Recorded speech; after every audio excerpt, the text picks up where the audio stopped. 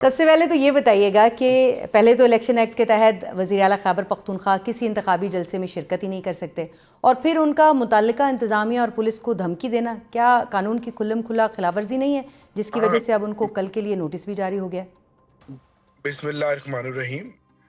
سب سے پہلی بات تو یہ ہے کہ چیف منسٹر سہیل آفریدی صاحب کا کل کا جلسہ اس NA-18 میں نہیں تھا جہاں الیکشن ہو رہا ہے، ٹھیک یہ ہے، اس کے برابر کا وہ حلقہ تھا جہاں وہ وزیر اعلیٰ گئے اور اپنے صوبے کے اندر کوئی بھی چیف ایگزیکٹو جہاں چاہے سوائے اس جگہ کے جہاں الیکشن ہو رہا ہے نہیں جا سکتا، اور وہاں اور باقی جہاں چاہے وہ جا سکتا ہے۔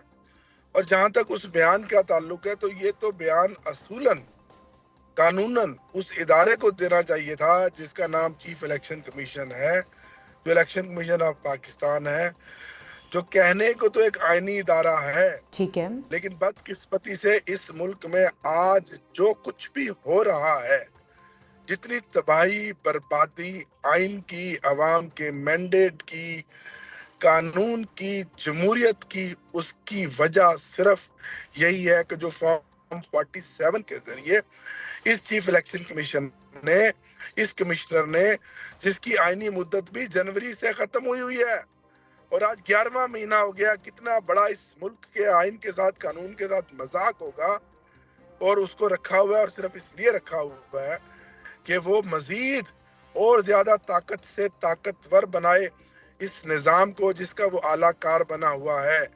تو میری بہن، یہ کام، یہ دھمکی یا یہ سخت الفاظ تو الیکشن کمیشن آف پاکستان کو ادا کرنے چاہیے کہ الیکشن کے اندر انتظامیہ اور انتظامی ادارے کے بالکی اہلکار اور جو افسران جو اس الیکشن کو میں ڈیوٹی سر انجام دے رہے ہیں، یہ ان کی بنیادی ذمہ داری ہے کہ وہ الیکشن کا ڈوگر صاحب آپ نے ذکر کیا ہے کہ 11 مہینے ہو گئے، بنائیں گے۔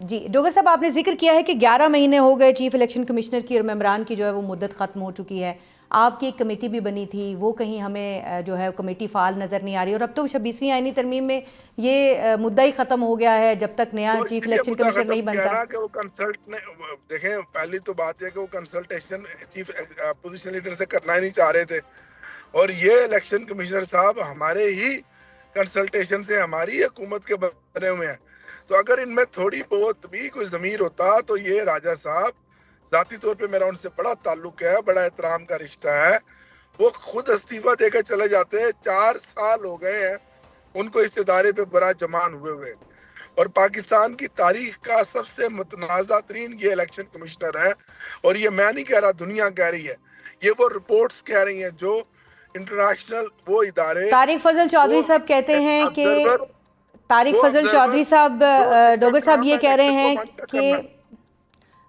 ڈوگر جی، صاحب، طارق فضل چودھری صاحب یہ کہہ رہے ہیں کہ ہٹانے سمیت وزیر اعلیٰ کو جو ہے ان کی جو تعیناتی ہے وہ کالعدم قرار دینے سمیت چھوٹی سے لے کر بڑی سے بڑی سزا تک جو ہے وہ الیکشن کمیشن دے سکتا ہے، تو آپ کہیں اس کو دیکھ رہے ہیں اس سارے معاملے کو؟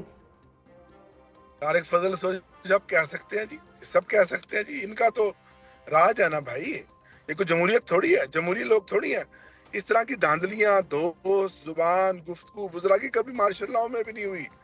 یہی تو اللہ کا عذاب ہے جو اس ملک کے اندر اس شکل میں ہمارے اوپر نازل ہوا ہوا ہے، جو ہمارے حکمران ہیں اس عوام کے اوپر، اس غریب عوام پہ، ٹھیک ہے اس ڈوگر صاحب، پسکتی ہوئی عوام کو۔ آخری پوائنٹ میں جس پر میں ملتان آپ کا، شہر میں ہوں، میں اس وقت شہر میں پھر رہا ہوں نیئر، جی ہر تیسری گلی کے اندر ڈینگی کا مریض ہے، سینکڑوں اموات ملتان میں ڈینگی سے ہو گئی ہیں، کسی کو کوئی پرواہ نہیں ہے، ٹک ٹاکر وزیر اعلیٰ کو کوئی پرواہ نہیں ہے، حکومت کو پرواہ نہیں ہے، کیونکہ ان کو پتہ ہمیں کوئی ہلا نہیں سکتا، جو بولے گا اس کے خلاف پرچہ ہو جائے گا، جو صحافی لکھے گا پی کے ایکٹ کے تحت اس کے اوپر پابندی لگ جائے گی یا اس کی نوکری چلی جائے گی۔ اتنا جبر، اتنا ظلم، اتنا حبس ڈوگر ایسا صاحب، کبھی آپ کا ہوا ہے؟ اپوزیشن لیڈر کا جو مدعا ہے وہ ابھی تک پھنسا ہوا ہے، اور آپ چیف وپ ہیں قومی اسمبلی میں، آپ یہ بتائیے کہ جو محمود خان اچکزئی ہیں اس کے حوالے سے اطلاعات آ رہی ہیں کہ پی ٹی آئی ان کو اپنا جو ہے اپوزیشن لیڈر اب نہیں بنانا چاہتی، ان کی جگہ مولانا فضل الرحمان سے کچھ آپ کے معاملات طے ہو رہے پی ٹی ہیں۔ آئی نے تو 74، پی ٹی آئی نے تو کیوں بات کو ڈائیورٹ کر رہی ہو میری بہن، پی ٹی آئی نے تو 74 ممبران قومی اسمبلی پر لکھ کے 2 مہینے ہو کے دے دیا۔ آج جو اسپیکر صاحب نے مجھے لیٹر کا جواب دیا، کبھی آپ نے سنا تھا؟ کتنے سال ہو گئے اس قانون ساز اس اسمبلی کو بنے ہوئے. ٹھیک. بیسیوں آپ اسمبلی کی آپ رپورٹنگ کرتی ہیں, اپوزیشن لیڈر کی تصویریں لگی ہوئی ہیں, جی ایسے بیسیوں آئے بیسیوں گئے.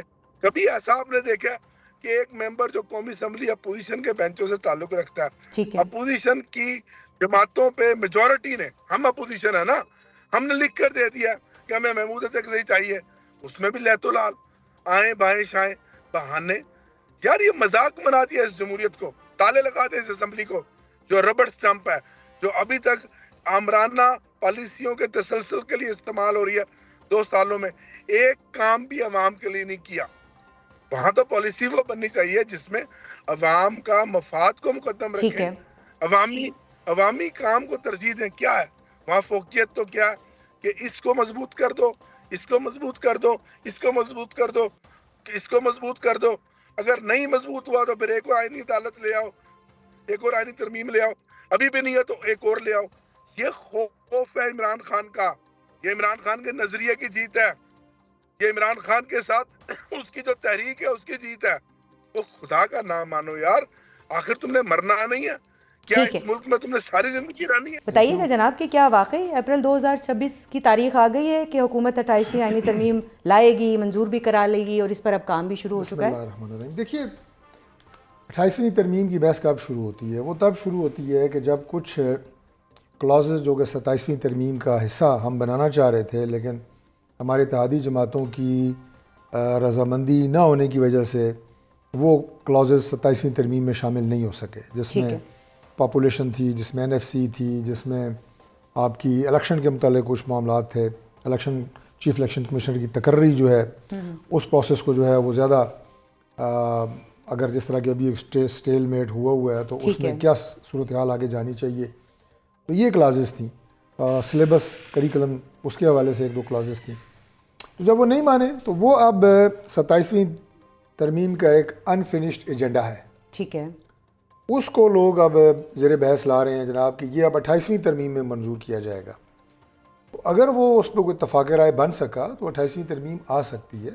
NFC ایوارڈ بھی آ جائے گا اس کے اندر؟ اس میں ہے, وہ بھی ایک شک ہے. اور NFC کو ریویو کرنا اس کا مقصد نہیں تھا, بلکہ ڈیٹ سروسنگ میں اور ڈیفنس سروسز میں ہم چاہ رہے تھے کہ صوبے اپنا کچھ حصہ ڈالیں, اتنی بات تھی.